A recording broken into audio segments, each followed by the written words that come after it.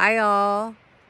This time last week, I was on the Columbia River with Denise Lynn, and I wanted to share a little bit about that experience.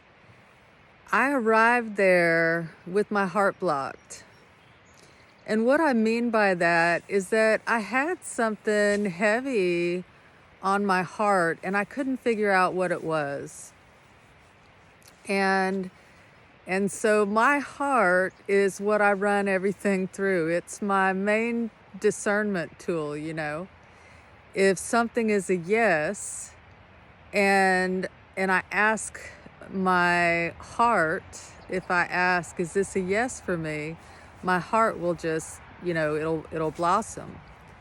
And I couldn't get to my yes. And which is a big deal because when I can't get to my yes, I can't work. I don't work when I'm blocked.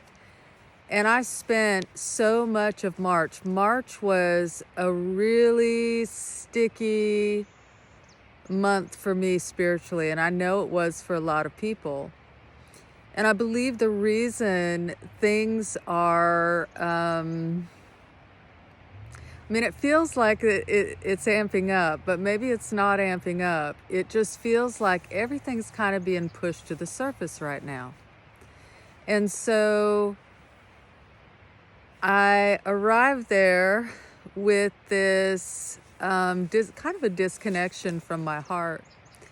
And the first night we were there, we were to have this meeting, like just about an hour meeting. And I told you she was one of my first shamanic teachers, and I've taken some of her courses. I've read or own nearly all of her books, and I really respect her as a teacher and as an authority on shamanic teachings, on energy cording, on sacred spaces, on so many things. And so I walked into this room and I saw her. It's the first time I've been face to face with her. And I didn't sit in the front row. She was sitting up on a stage. It was a small stage, kind of an intimate gathering. There were about 50 of us that joined her there. And I sat in the second row, but I sat directly across from her. And I looked at her, and just looking at her, I felt love for her, and my heart immediately opened. And so she opened up the meeting by talking to us about how she had prepared the room we were in. And she said, I probably drove the hotel staff crazy, asking them to move the stage here and move the stage there. She's very into feng shui and the energy of the space.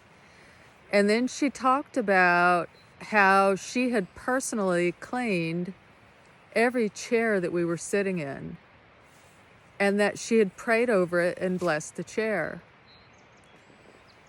And I want you to know that this was felt. Like her intention of creating this sacred space, of bringing love into this space ahead of us being there, was felt.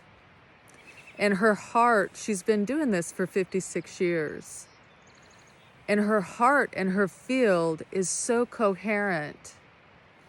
It is this unified field of love.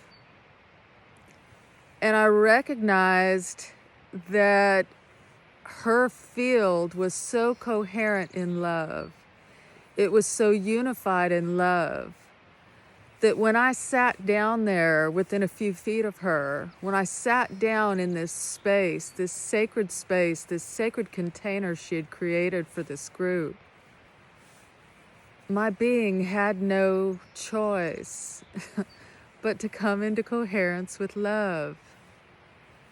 And as somebody who holds space for people, I'm holding space for you right now. I hold space for my friends. I hold space for my clients every day. And I recognized this is the goal. This is the goal. And not just for me as a space holder, really for all of us. To be so coherent in our field, have our energy field so coherent. To be a unified field of love and just pulling love through us, sending love out, so that anything not in resonance with love is held by that love until it remembers its love and then brought into coherence. And so I wanted to take you through a little exercise, because the kind of things that keep us out of coherence are, soul fragments, traumas, this kind of thing. And this is why I talk about embodiment so much. This is why the visualizations to, fill our inner children with love, to find aspects of us that are in our inner worlds that need loving up. Because this is the path forward. This is where we're headed, right? We are returning to the knowledge.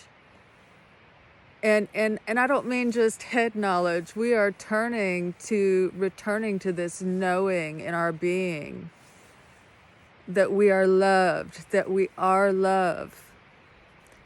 And so if you will sit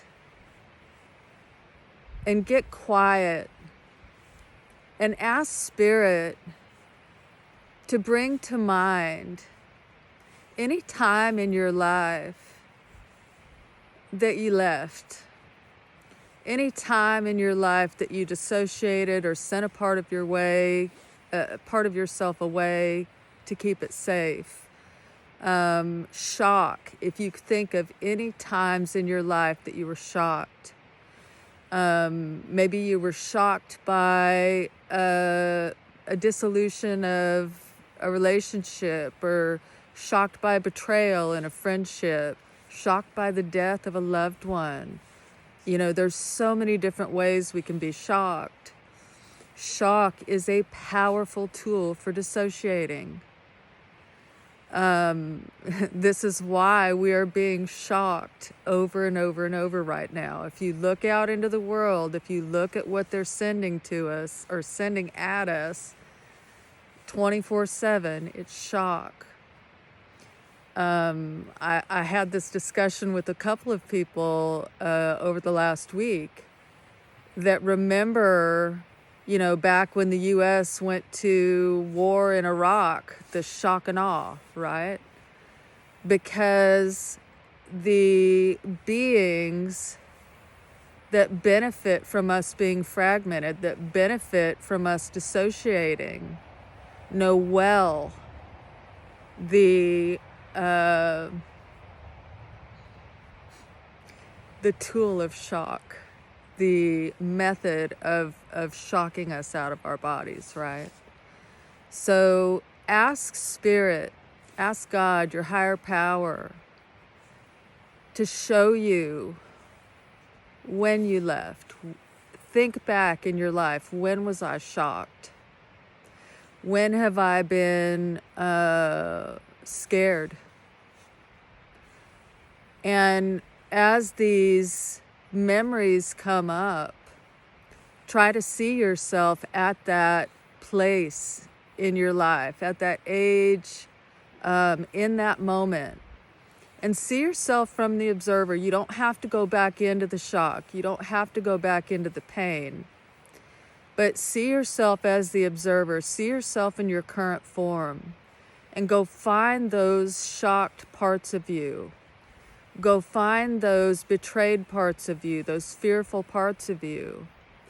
And envision yourself holding them and loving them up. Ask Spirit to fill them with unconditional love.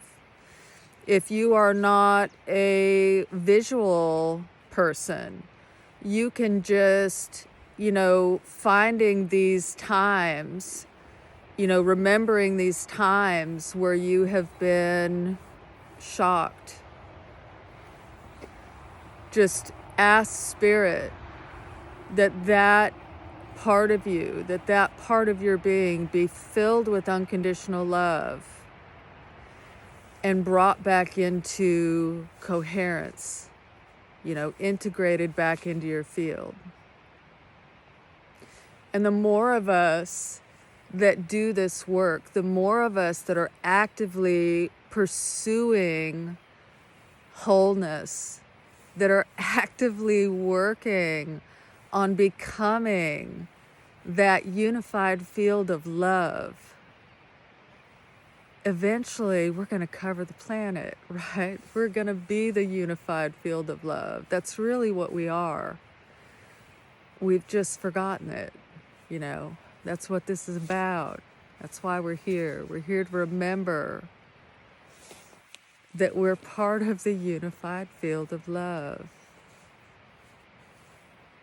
So I wanted to share that with you. And I'm sending you all big love.